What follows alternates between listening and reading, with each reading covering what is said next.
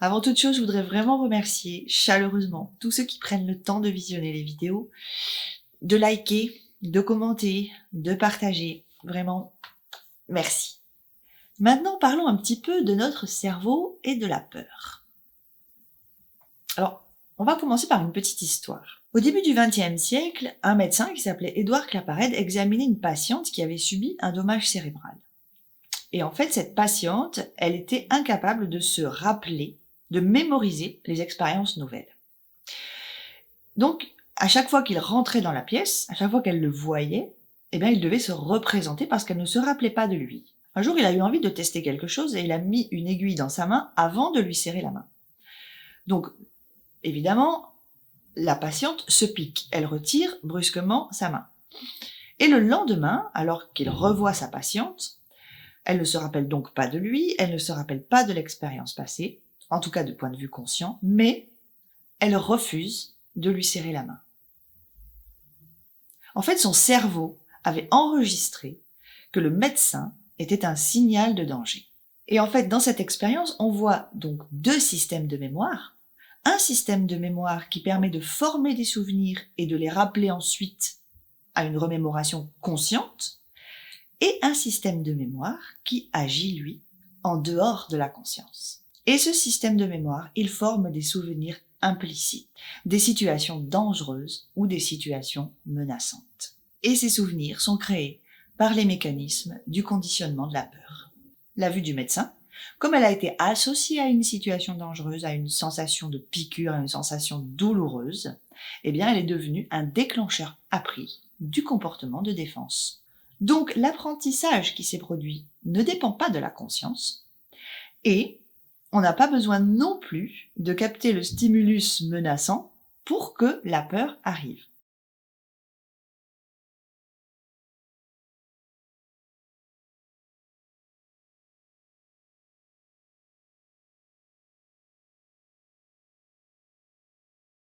Et c'est ce qui explique que parfois, on a des cavaliers qui disent « j'ai peur, mais je sais absolument pas pourquoi, je sais pas d'où c'est arrivé, je ne sais pas d'où vient cette peur, je comprends pas ».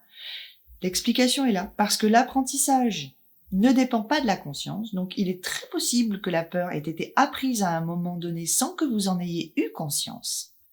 Et que aujourd'hui, ce système de mémoire, eh bien, dès qu'il perçoit le stimulus menaçant dont vous n'avez pas conscience, déclenche le comportement de défense.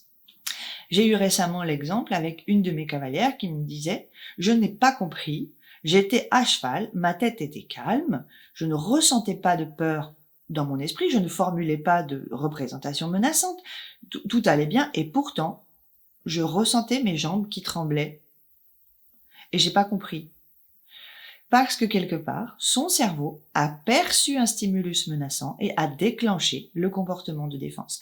Elle l'a très bien verbalisé puisqu'elle m'a dit à ce moment-là, c'est un peu comme si j'étais dédoublée. Donc elle a bien eu conscience, elle a bien pris conscience à ce moment-là de l'existence de ces deux systèmes de mémoire. Le système de mémoire conscient qui n'a pas formé de souvenirs négatifs, mais le système de mémoire inconscient, lui, percevait une situation de danger et déclenchait la réaction. Donc ça, c'est l'explication de « j'ai peur, mais je sais pas pourquoi ».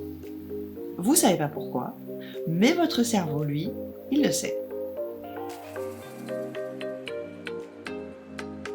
Si j'ai créé cette chaîne, c'est avant tout pour vous. Et si vous avez envie que je traite certains sujets plus particuliers sur le fonctionnement du mental, eh bien, n'hésitez pas à le demander. Très souvent, les sujets des vidéos que je fais, en fait, ce sont des sujets que je prends lorsque je débriefe les séances avec mes cavalières et que je vois qu'il y a certaines choses qui nécessitent des explications supplémentaires et qu'une fois qu'elles les ont compris, tout va mieux et tout est beaucoup plus clair et tout peut se classer plus facilement.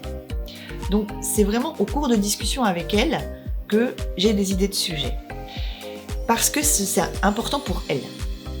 Et donc, moi, ce qui m'intéresse, c'est de faire des choses qui sont importantes pour vous, qui vous intéressent plus particulièrement ou que vous aimeriez plus comprendre pour pouvoir avancer.